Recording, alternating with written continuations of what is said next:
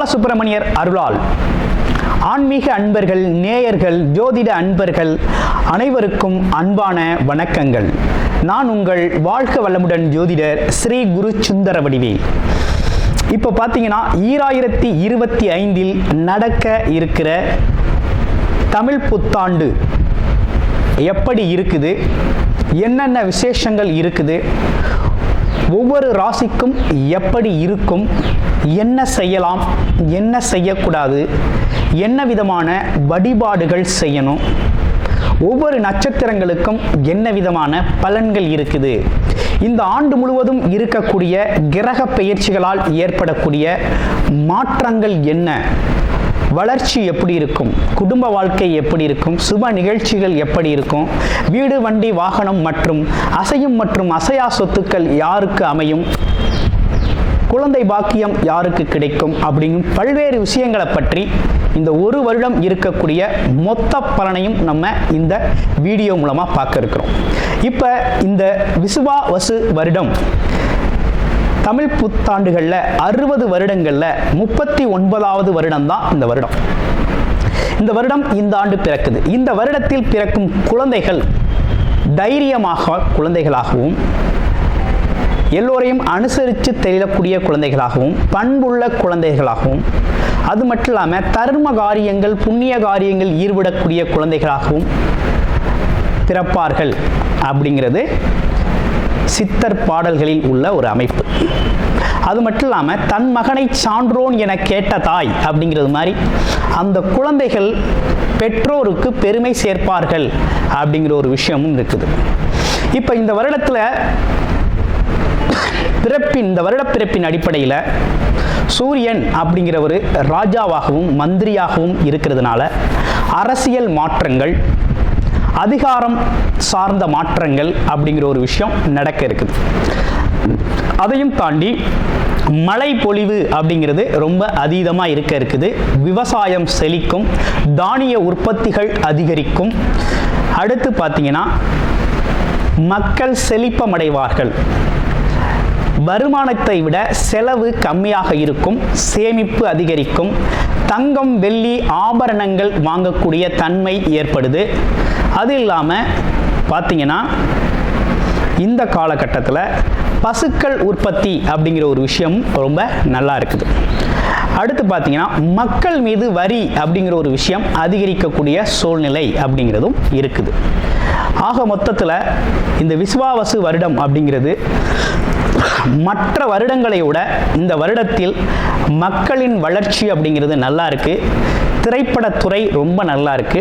பெண்களுக்கான வளர்ச்சி, பெண்களுக்கான திட்டங்கள் அப்படிங்கிற ஒரு விஷயத்தை அரசாங்கங்கள் அதற்கான முக்கியத்துவம் கொடுக்க இருக்கிறாங்க. அந்த வகையில் அவங்களோட தனி முன்னேற்றம் அப்படிங்கிறது இந்த காலகட்டத்தில், இந்த வருடத்தில் ரொம்ப அதிகமாக இருக்கக்கூடிய அமைப்பு இருக்கு. குறிப்பாக எல்லார் குடும்பங்களிலும் சுப நிகழ்ச்சிகள் நடக்கக்கூடிய ஒரு தன்மை, திருமண பாக்கியங்கள் கைகூடக்கூடிய ஒரு அமைப்பு, குழந்தை பாக்கியங்கள் கிடைக்கக்கூடிய அமைப்பு, கோவில் வழிபாடுகள், தர்ம காரியங்கள், புண்ணிய காரியங்களில் மக்கள் ஈடுபடக்கூடிய ஒரு தன்மை அப்படிங்கிறதெல்லாம் ரொம்ப மிக சிறப்பாக இருக்கக்கூடிய இந்த விசுவாவசு வருடத்தில் உங்கள் ராசிக்கு எப்படி இருக்கும் அப்படிங்கிறத இப்ப பார்ப்போம். நட்சத்திரம், சாஸ்திர ஞானமும் பல்வேறு விதமான கல்வி அறிவும் நிர்வாகத்திறனும் கொண்ட உங்களுக்கு இந்த விசுவாவசு வருடம் அப்படிங்கிறது பார்த்தீங்கன்னாக்க அரசியல் துறையில் இருக்கிறவங்களுக்கெல்லாம் பார்த்தீங்கன்னா நல்ல முன்னேற்றம் கிடைக்கக்கூடிய ஒரு காலகட்டம். பதவி உயர்வு சம்பந்தப்பட்ட விஷயங்கள் கிடைக்கும். பொதுஜன தொடர்புகள் அதிகரிக்கக்கூடிய காலகட்டம். திடீர் வாய்ப்புகள் நிறைய கிடைக்கக்கூடிய வாய்ப்புகளாக இருக்குது. அதே போல் நீண்ட நாள் ஆசைகள், கனவுகள் நிறைவேறக்கூடிய விஷயமாகவும் இருக்குது. நிறைய பேருக்கு இரண்டாவது திருமணத்திற்காக வெயிட் பண்ணுறவங்களுக்கெல்லாம் திருமண பாக்கியம் அப்படிங்கிற ஒரு விஷயம் சிறப்பாகவே கைகூடும். குழந்தை பாக்கியம் அப்படிங்கிற ஒரு விஷயம் கிடைக்கக்கூடிய ஒரு அமைப்பு அப்படிங்கிறது புது திருமண தம்பதிகளுக்கெல்லாம் குழந்தை பாக்கியம் அப்படிங்கிற ஒரு அமைப்பு அப்படிங்கிறது சிறப்பாகவே கிடைக்கக்கூடிய வருடமாக இந்த வருடம் அப்படிங்கிறது அமைஞ்சிருக்குது. அடுத்து பார்த்தீங்கன்னாக்க அரசு வேலை சம்பந்தப்பட்ட விஷயத்தில் போட்டித் தேர்வுகளில் வெற்றி பெறக்கூடிய ஒரு தன்மை அப்படிங்கிறதும் இருக்குது. இந்த காலகட்டத்தை பொறுத்த வகையில் பார்த்தீங்கன்னா வண்டி வாகன பயணங்களை தவிர்த்துக்கணும். அதே நேரத்தில் முதலீடுகள் செய்கிறது அப்படிங்கிற ஒரு விஷயத்தில் கொஞ்சம் யோசித்து முதலீடுகள் செய்ய வேண்டிய காலகட்டமாக இந்த காலகட்டம் அப்படிங்கிறது அமைஞ்சிருக்கு. கணவன் மனைவி ஒற்றுமை சார்ந்த விஷயத்தில் விட்டு கொடுத்து போதல் அப்படிங்கிறதும் ஆமாம், வாதம் செய்யாமல் இருக்கிறது அப்படிங்கிறதும் ரொம்ப நல்லது. இது உங்களுக்கு மிகப்பெரிய மகிழ்ச்சியை தரக்கூடிய வருடமாக இந்த வருடம் அப்படிங்கிறது அமைஞ்சிருக்கு.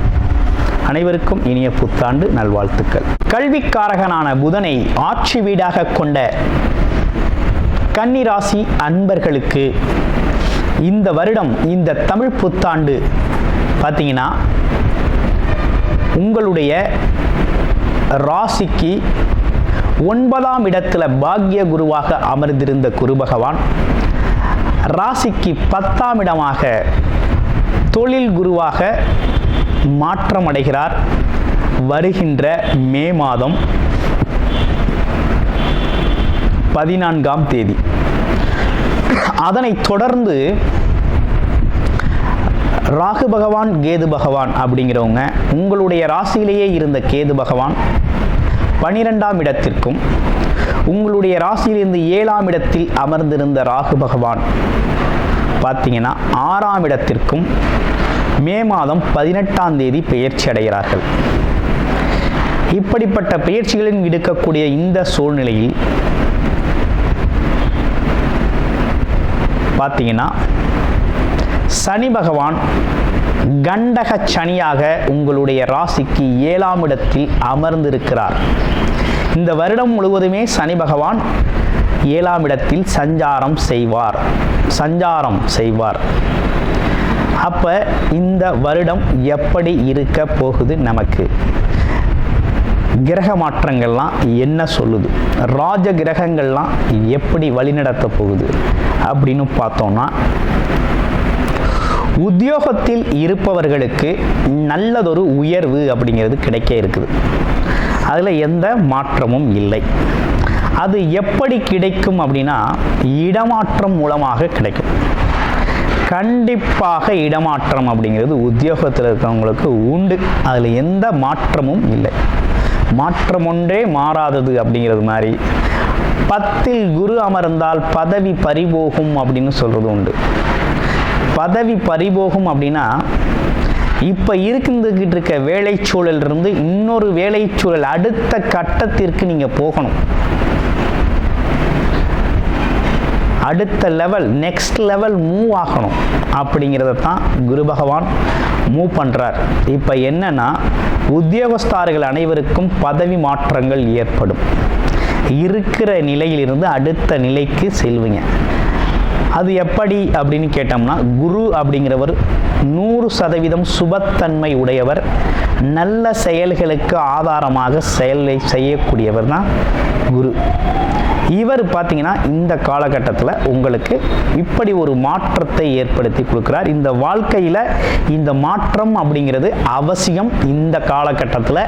அதுவும் சிம்ம ராசி நண்பர்களுக்கு அவசியம். ஏன்னா ராசியிலேயே கேது பகவான் அமர்ந்து இந்த சூழ்நிலையில் மனதில், உடலில், சூழலில் ஒரு குழப்பம் இருக்கு. இந்த குழப்பத்திற்கு தீர்வே வெளியில் போகிறது தான், இடத்தை மாற்றுவது தான். இடம் மாறினால் எல்லாம் மாறும். அப்போ என்னன்னா, உங்களோட வேலை உத்தியோகம் அப்படிங்கிறது மாற்றத்திற்கு உட்பட்டது இந்த வருடம். மாற்றம் நல்லது அப்படிங்கிறதையும் பதிவாக இருக்குது. அடுத்து தொழில்துறை சார்ந்த, வியாபாரம் சார்ந்த துறைகளில் இருக்கவங்களுக்கு சின்ன சின்ன அலைச்சல்கள் இருந்தாலும் வியாபாரம் நல்லபடியாக செழிக்கும், முன்னேற்றமடையும், லாபகரமாக இருக்கும். நல்லதொரு வளர்ச்சியை நீங்கள் சந்திப்பீங்க அப்படிங்கிறதுல எந்த மாற்றமும் இல்லை. நல்ல வளர்ச்சி இருக்கும். அதே தொழில்துறைகளில் உங்களுக்கு வர வேண்டிய பணம் வரணும், பாக்கிகள்லாம் வசூலாகணும் அப்படின்னா கொஞ்சம் லேட் ஆகும். ஆனால் கண்டிப்பாக வந்துடும். பார்ட்னர்ஷிப் பிஸ்னஸில் இருக்கக்கூடியவர்களுக்கெல்லாம் கண்டிப்பாக வந்துடும். இந்த வருடம் முழுக்கவே பார்த்தீங்கன்னா சனி பகவான் உங்களுடைய ராசியவே பார்த்துக்கிட்டு இருப்பார். உங்களுடைய ராசியவே நேரடியாக பார்த்துக்கிட்டு இருப்பார். கண்டக சனி பார்வை. அப்போ என்னன்னு கேட்டிங்கன்னா, நெகட்டிவ் உணர்வுகள், எதிர்மறை எண்ணங்கள் மனதில் தோன்றக்கூடிய ஒரு தன்மை அப்படிங்கிறது உண்டு. ரெண்டாவது விஷயம், திருஷ்டி அதிகமாக ஏற்படும். இதனால் காரிய தடைகள் ஏற்படக்கூடிய அமைப்பு அப்படிங்கிறது உண்டு. அப்போ என்னன்னா, இதிலிருந்து விடுபடணும்னா என்ன செய்யணும் அப்படின்னு பார்த்தோம்னா,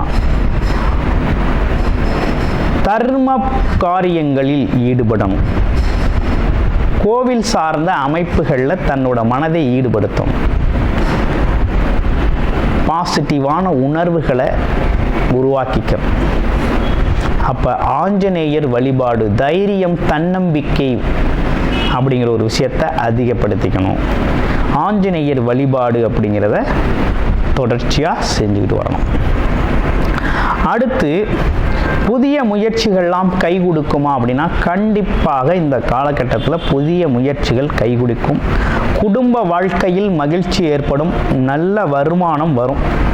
புதிய முயற்சிகள் எப்படி கை கொடுக்கும்னா, ஒரு தடவைக்கு 2 தடவை முயற்சி பண்ணையில் மிகப்பெரிய லெவலில் வெற்றியே கொடுக்கும் அப்படிங்கிற மாதிரி ஒரு நல்ல அமைப்பு இருக்குது.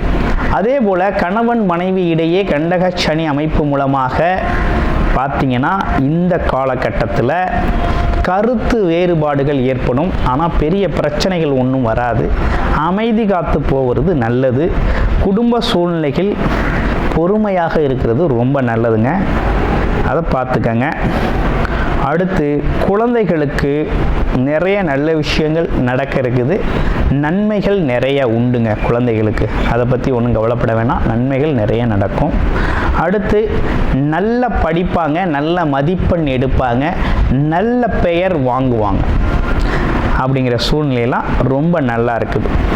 அப்போ இந்த காலகட்டத்தில், இப்படி இருக்கக்கூடிய இந்த காலகட்டத்தில், இந்த வருடத்தில் என்ன விதமான பரிகாரங்கள் மேன்மையை தரும் அப்படின்னு பார்த்தோம்னா, முதல் விதமாக வியாழக்கிழமைகளில் குரு பகவானுக்கு நெய்விளக்கேற்றி வழிபாடு செய்கிறதும், சனி பகவானுக்கு பார்த்தீங்கன்னா நல்ல எண்ணெய் தீபம் ஏற்றி வழிபாடு செய்கிறதும் ரொம்ப ரொம்ப முக்கியம். தொடர்ச்சியாக ஃபாலோ பண்ணிக்கங்க, ரொம்ப சிறப்பை தரும், நல்ல முன்னேற்றத்தை தரும். மனநிலையில், உடல்நிலையில், உறவுகள் சார்ந்த நிலையில் நல்லதொரு முன்னேற்றம் ஏற்படுறது மட்டும் இல்லாமல் மிகச்சிறந்த வழிகாட்டியாக குரு பகவான் இந்த காலகட்டத்தில் உங்களுக்கான தனி வழி, எந்த வழி அப்படிங்கிறத சிறப்பாக காமிப்பார். வாழ்வில் நல்லதொரு மாற்றத்தை உருவாக்குவார்.